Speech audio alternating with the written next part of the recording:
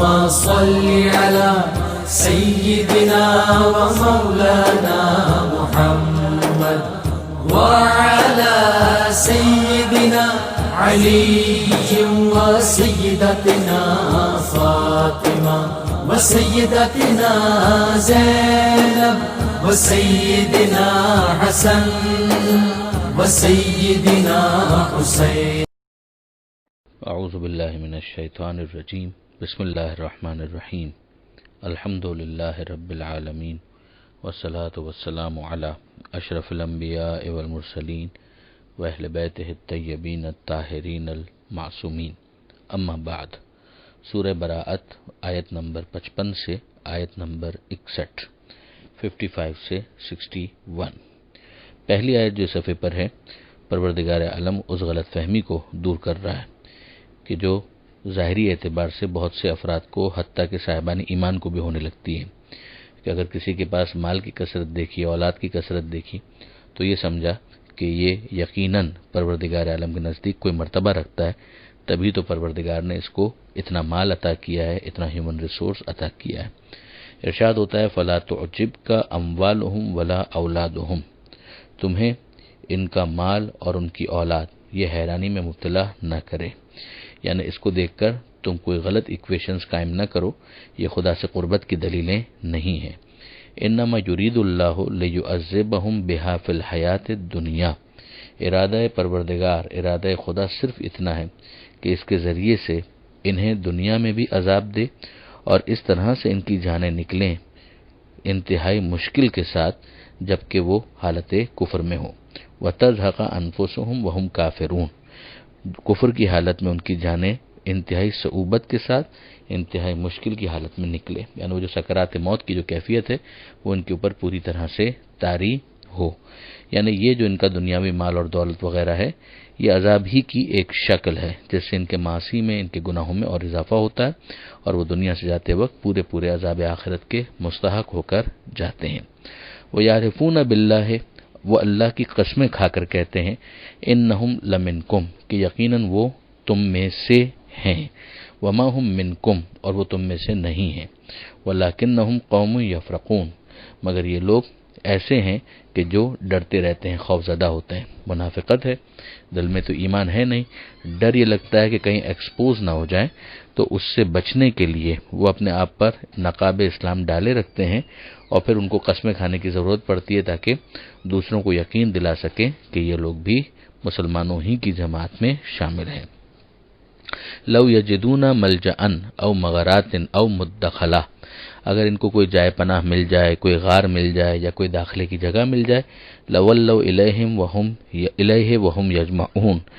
تو وہ اس کی طرف متوجہ ہو جائیں گے اور پوری منہ زوری دکھائیں گے، یعنی وہ تمہیں چھوڑنے میں، تمہارا ساتھ ترک کرنے میں ذرا سی بھی دیر نہیں لگائیں گے. پھر اس کے بعد ارشاد ہوتا ہے وَمِنْهُمْ مَن يَلْمِزُكَ فِي الصَّدَقَاتِ، کہ انہی میں وہ بھی ہیں کہ جو صدقات کے معاملے میں اے حبیب آپ پر نکتہ چینی کرتے ہیں.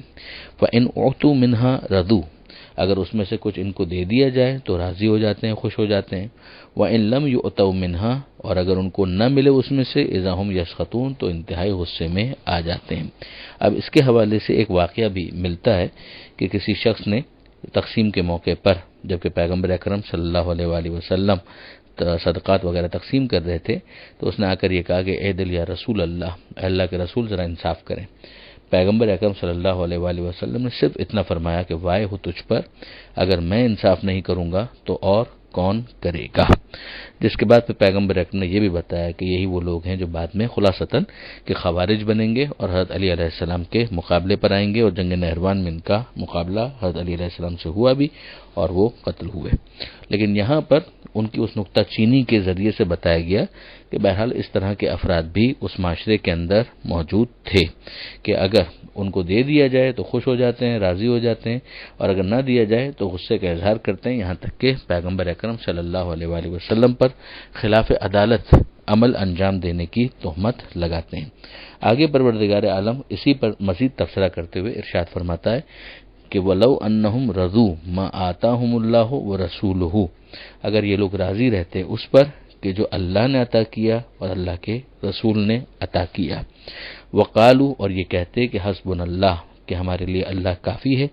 سیؤتین اللہ، ان قریب اللہ ہمیں عطا کرے گا، من فضل ہی، اپنے فضل سے، ورسولہ، اور اس کا رسول عطا کرے گا، انا الی اللہ راغبون، ہم یقیناً اللہ ہی سے لو لگائے ہوئے ہیں۔ اب اس میں غور کرنے والی بات یہ ہے کہ یہاں 2 دفعہ عطا کی نسبت اللہ کے ساتھ ساتھ اس کے پیغمبر کی طرف دی گئی ہے۔ پھر معلوم نہیں، اگر کوئی مسلمان اللہ کو مانتے ہوئے بحیثیت وسیلہ یہ کہے کہ اس کا رسول یا اس کا ولی ہماری مدد کرے گا، ہمیں مالا مال کر دے گا، تو پھر اس پر شرک کی آواز کیوں بلند کی جاتی ہے، جبکہ بہت واضح طور پر پروردگار عالم نے 2 مرتبہ اسی ایک آیت کے اندر نسبت اپنے ساتھ رسول کی طرف بھی دی ہے۔ بے شک منبع، مبنا، مصدر وہ خدا ہی ہے، مگر جب پروردگار کو اس پر کوئی اعتراض نہیں ہے کہ مجازن ہی صحیح اس کی نسبت رسول کی طرف دی جائے، تو پھر اس کے بعد اسے شرک سے تعبیر کرنا تہمت کے سوا کچھ بھی نہیں ہے۔ بحث آگے بڑھتی ہے اور پروردگار عالم یہ بیان کرتا ہے زکوٰۃ کے مستحقین کون کون ہیں، یعنی جیسے بھی پیچھے کہا گیا کہ اگر ان کو دے دیا جائے تو خوش ہو جاتے ہیں، نہ دیا جائے تو ناراض ہو جاتے ہیں، تو ایک کرائٹیریا ہے کہ جس کو پیغمبر اکرم مد نظر رکھتے ہوئے لوگوں کے درمیان تقسیم کرتے ہیں۔ اب وہ کرائٹیریا کیا ہے اس کو یہاں پر سمجھایا جا رہا ہے، اور پھر یاد رکھنے والی بات ہے کہ زکوٰۃ کی بات ہو رہی ہے، مگر یہاں قرآن مجید کے اندر جب مصارف زکوٰۃ کی بات ہو رہی ہے کہ زکوٰۃ کہاں تقسیم کی جائے گی، تو ہم دیکھتے ہیں کہ یہاں پر لفظ صدقات استعمال ہوتا ہے، لہذا ٹرمینالوجیز کو یا اصطلاحات کو سمجھنا بہت ضروری ہے کہ کہاں پر کون سا لفظ کس معنی میں استعمال ہو رہا ہے۔ یہاں پر 8 اس کے ہیڈز بیان ہوئے ہیں، انما الصدقات للفقراء والمساکین، پہلا ہیڈ اور دوسرا ہیڈ معمولی ٹیکنیکل فرق کے ساتھ ان دونوں کا مصداق ایک ہی ہے کہ یہ فقراء اور مساکین کے لیے ہے، یعنی زکوٰۃ ان پر خرچ کی جائے گی جن کے جائز اخراجات زیادہ ہیں اور جن کی جائز آمدنی کم ہے، والعاملین علیہا، اور جو اس اسٹاف کے اوپر کہ جو کارندے ہیں زکوٰۃ کے تقسیم کرنے کے، کلیکٹ کرنے کے، تو وہ جو پورا اسٹاف ہے اگرچہ وہ فقیر نہ بھی ہوں مگر ان کی تنخواہیں بھی یہیں سے دی جائے گی، والمؤلفۃ قلوبہم، اور اسی طرح سے تالیف قلب کے لیے، یعنی یہ وہ غیر مسلم اور خامکار نو مسلم ہیں جنہیں مدد دینا، اسلامی ہمدردی اور اخلاق کے اثر کو ان کے دل پر قائم کر کے انہیں محاسن اسلامی پر غور کرنے کی ایک طرح سے دعوت دینا ہے۔ ممکن ہے کہ یہ ابھی مسلمان نہ ہوں،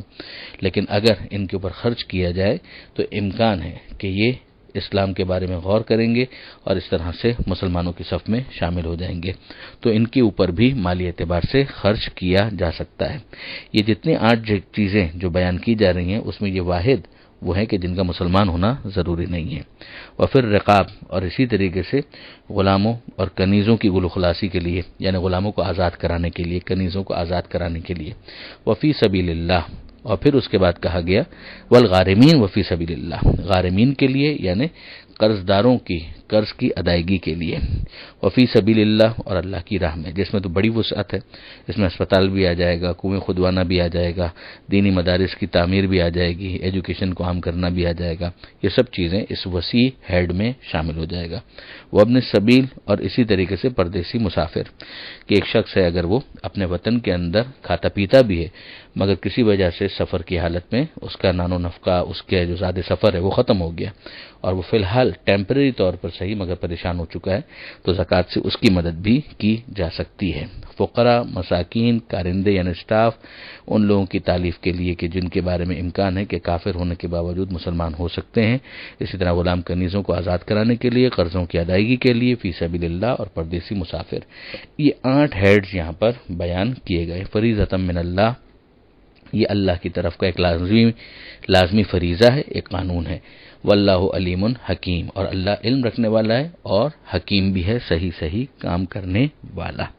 اب اس کے بعد کچھ شرائط ہیں کہ جن کا یہاں پر ذکر نہ بھی ہو مگر یہ کہ حدیث کے اندر اس کو ایلوبریٹ کر دیا گیا ہے۔ مثلا یہ کہیں نہیں کہا گیا اس کے اندر کہ فقیر جس کو زکوٰۃ دی جائے گی اس کا مسلمان ہونا شرط ہے، مگر ہم جانتے ہیں کہ یہ شرط موجود ہے۔ اسی طریقے سے یہ بھی ایک شرط ہے کہ اگر کوئی غیر سید ہے یعنی ہاشمی مطلبی نہیں ہے تو اس کی زکوٰۃ سید کو نہیں دی جا سکتی، یعنی خانوادہ رسول پیغمبر اکرم صلی اللہ علیہ وآلہ وسلم، ان کے خانوادے کا احترام ہے کہ جس کے بعد ان کو اس سے دور کر دیا گیا کہ یہ جو مین ٹیکس ہے ریلیجس لیوی ہے اس سے وہ دور ہو جائیں. ان کے لیے ایک حصہ خمس کے اندر رکھ دیا گیا ہے کہ جس کے ذریعے سے ان کی مدد کی جا سکتی ہے، لیکن یہ جو ہیڈ ہے زکوٰۃ کا اس میں ان کی مدد نہیں کی جائے گی. اگلی آیت جو ہے وَمِنْهُمُ الَّذِينَ يُؤْذُونَ النَّبِيَّ وَيَقُولُونَ هُوَ أُذُنٌ، انہی میں وہ بھی ہیں کہ جو نبی کو اذیت دیتے ہیں اور کہتے ہیں کہ یہ تو کان ہیں. کان سے مراد جس طرح سے ہمارے یہاں اردو میں محاورہ ہے کہ کان کے کچے ہیں، یہ ایک اچھی صفت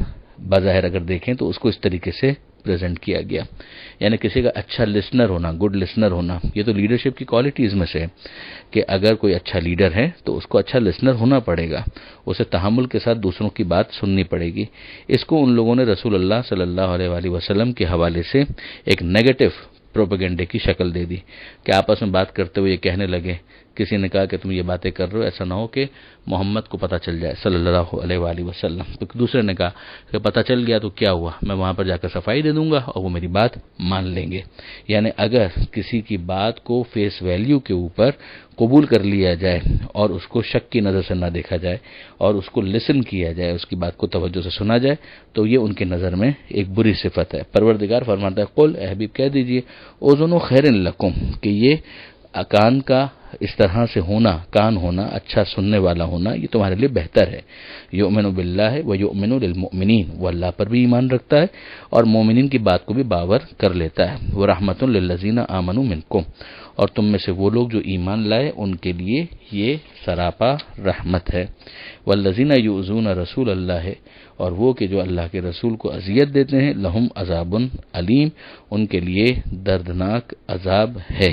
یہ اعلان پروردگار کی طرف سے جس طرح ماضی میں نافذ تھا اسی طرح سے آج بھی ایک واضح تنبیہ ہے کہ اگر کوئی رسول اللہ کے لیے کوئی ایسا کام، ایسا کلمہ، ایسا جملہ کہے کہ جو رسول اللہ کی اذیت کا باعث ہو تو پھر اس کے لیے دردناک عذاب ہے. بس اتنا سوچ لیا جائے کہ کربلا کے واقعات اور اسی طرح سے وہ دوسرے واقعات کہ جس کے اندر آل رسول کے اوپر مظالم روا رکھے گئے، ان سے رسول اللہ کو اذیت ہوئی یا نہیں، اور اگر ہوئی تو نذیت دینے والوں کے لیے اس آیت کے مطابق دردناک عذاب کی تنبیہ اور دھمکی موجود ہے یا نہیں. یہ فقط غور کرنے کے لیے. یہاں پر یہ صفحہ مکمل ہوا. دعا ہے قرآن مجید سمجھنے اور عمل کرنے کی توفیق عطا فرما اور وارث قرآن امام زمانہ کے ظہور میں تعجیل فرما. وآخر دعوانا ان الحمد للہ رب العالمین. والسلام علیکم.